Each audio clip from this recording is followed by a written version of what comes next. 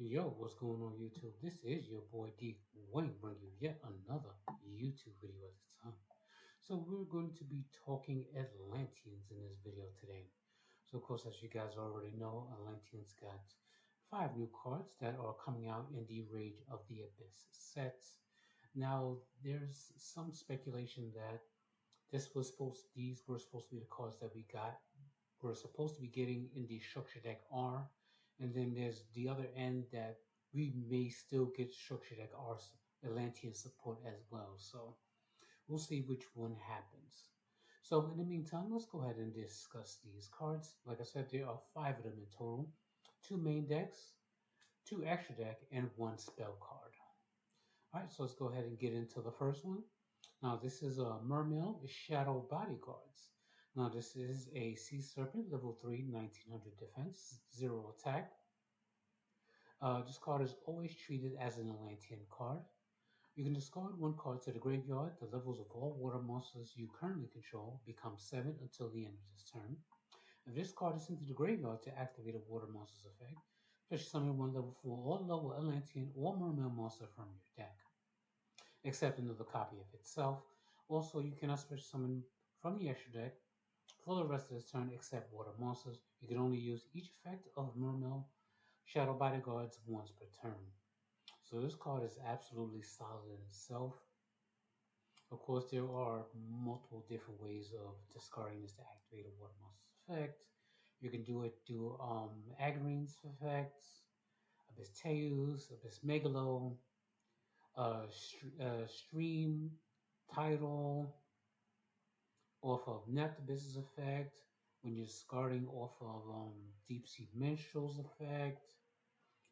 You know, the list pretty much goes on and on, even through Packbit's effect, because its effect to place something in the spell and trap is of course to activate, so you can discard the Shadow Bodyguards off of its effect to place a monster your opponent controls into the spell and trap card zone, and this effect will activate to get you a level 4 or lower Mermail or Atlantean from your graveyard. So definitely a solid card indeed. Its first effect discards a card to have all your water monsters that have levels become level 7 to the end phase of the turn. Once again, that's also a course to activate, so it will trigger off your Atlantean's effects as well. So definitely overall a solid card indeed.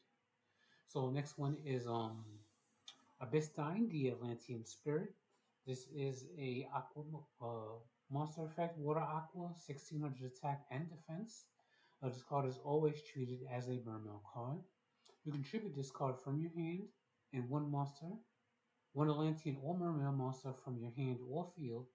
Take 1 fish, sea serpent, take 1 level 7 fish, sea serpent, or aqua type monster from your deck and either add it to your hand or special summon it.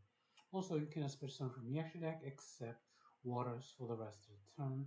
During your opponent's turn quick effect, you can banish this card from your graveyard and discard 1 card to the graveyard, draw 1 card. You only use each effect once per turn. Of course, another solid card indeed. Its first effect, being able to tribute it and 1 Atlantean or Mermail monster to take a level 7 Fishy Serpent Aqua, add it to your hand or special summoning. Of course, triggering your Atlantean effects. Also, Abyss Gun, if she's in your hand as well, so she can use that effect to special summon a Mermail from your graveyard. And you can special summon either an Agrine, Teus, Megalo.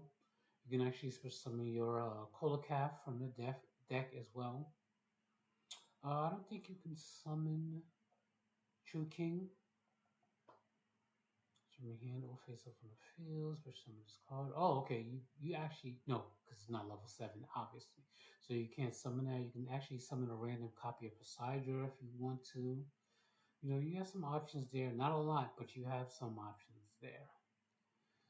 Also, triggering off Atlantean's effects because the tributing part of the effect is actually a cost to activate. Also, its second effect, banishing itself and discarding the card, that's all a part of the activation cost, which will also trigger off your Atlantean's effects, obviously, and you will get a draw from that. So, some consistency and triggering off your Atlantean's effects, especially Dragoons, comboed off, which will give you a search and a draw at the same time, which is pretty solid for maintaining consistency, as this deck at its core does not give a damn about your hand. So you have to have ways to be able to replenish your resources so that you can continue playing. All right, so let's go ahead and go into the extra deck. We're going to talk about the Nectar Abyss, the Royal Mermail. Now, this is a Water Sea Serpent. Uh, link 3, arrows pointing all down, so it's down right, down, and down left. Its materials including 2 monsters, including a fish, sea serpent, or aqua monster. Your opponent can target water monsters. This card points to with card effects, which is pretty solid if you want to set off specific effects while under this card, so you can't get targeted with a Veiler or an Imperm or something. Alright, so that's pretty solid in that regard. Alright, once per turn, if a water monster is sent to the graveyard to activate a card effect, you can take one Abyss Equip spell from your deck or graveyard and either add it to your hand or equip it to this card. So of course, mermaids have at least 3 or 4 different equip spells, including the new equip spell. Hold on, let me find that. Let's go with me 1 second here. Let's equip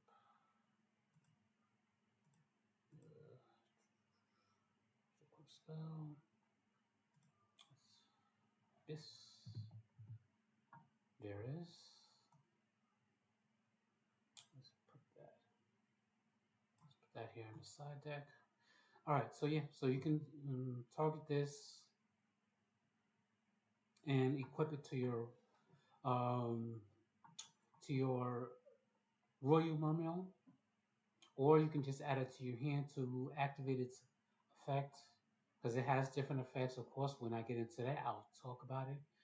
But yeah, otherwise, pretty solid effect to being able to get your Abyss Scales equip cards to your hand or equip it to the card, because they all have different negation effects depending on which one you equip.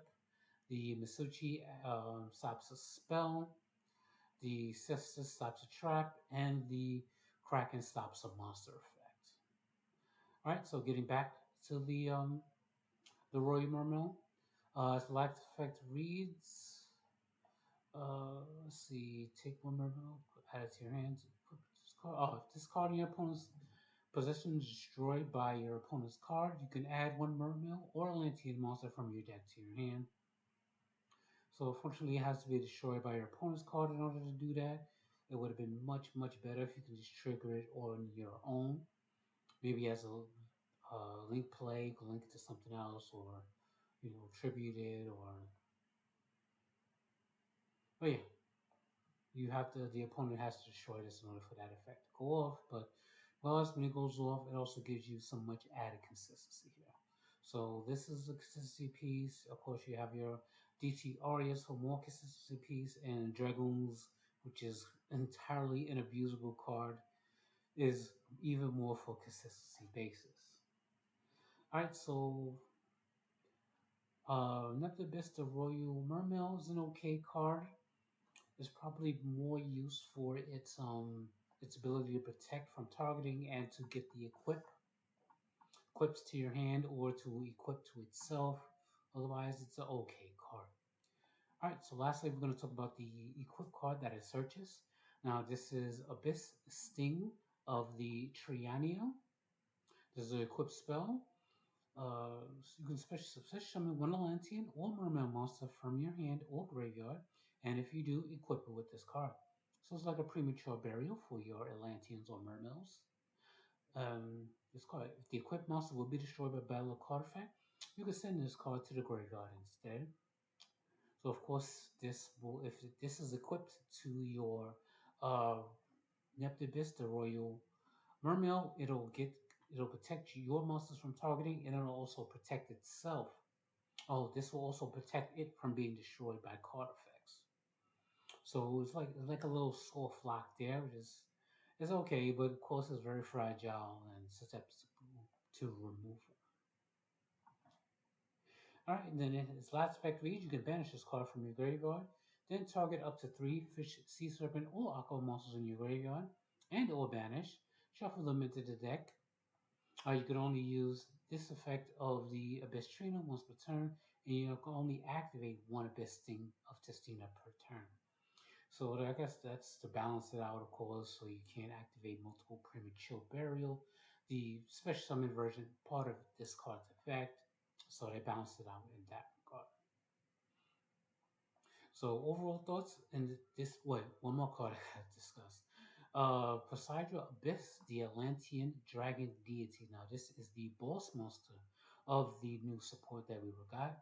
So this is a Sea Serpent XZ monster of rank 7, 3000 attack, 1800 defense, requiring 3 level 7 monsters. Um, Once per turn, you can also summon one Poseidon the Dragon Deity by using one Atlantean or Mermail XZ monster you control. Transfer its materials to this card. So of course you can use Abyss Gaios to XZ on top of, or if you're running multiple of this, you can actually use this on top of the Atlantean Poseidon you summon.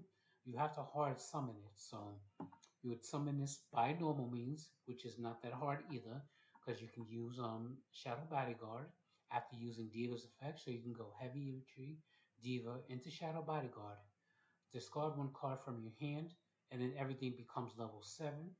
And then you can exceed these three into the Poseidon. And then if you have another Poseidon, if you're running two, of course, you can exceed on top of that Poseidon into another one, and then set off your plays from there. Alright, so next effect reads, you can detach two materials from this card and send one water monster from your hand or deck to the graveyard.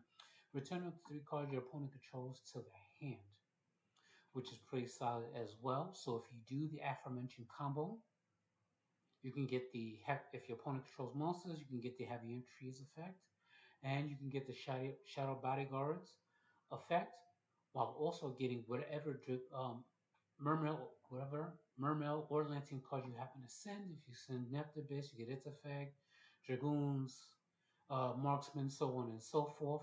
Since it's all part of the activation course, so you get all those effects to go off. And on top of all of those effects going off, you get to send 3 cards from your opponent's field back to the hand, which is great for setting up for OTK plays, removing threats on the field to open up for OTKs.